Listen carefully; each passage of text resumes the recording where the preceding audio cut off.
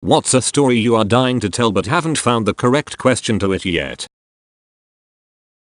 I once fought a guy outside of a club in San Francisco who just hit a woman. The guy ended up fleeing and I felt like a tough guy.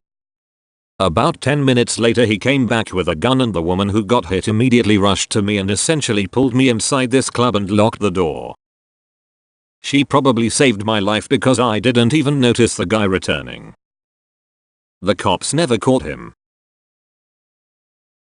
In 2005 I was taking the water taxi across the Baltimore Harbor with my mom, my aunt, my sister, 15, and my cousin, 16. I was 9. I was telling my mom and aunt how dirty the water is. Look at all the trash. There's a soda bottle, plastic bags. Oh hi, oh my gosh, there's a hand. No one looked and my mom and aunt laughed it off and continued their conversation even though I was low-key freaking out trying to convince them. My aunt calls my mom the next day.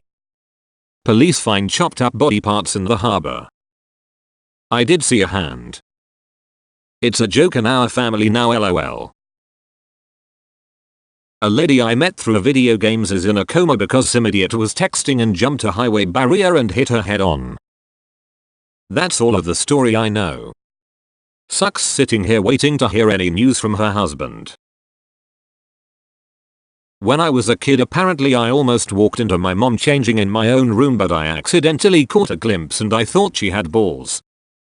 So 10-year-old me thought well I got 2 dads now and just left it off at that. Looking back at it now, I realize it was really weird for me to think that. In my language, the word for swan sounds kinda similar to the phrase on water. When I was a kid, I misheard and for a few years thought the animals were literally called on waters. Double quote. It made perfect sense to my little kid brain. I mean, they are on water. I even told people how smart it was to name them that, and no one ever corrected me until years later. Like and sucks rive.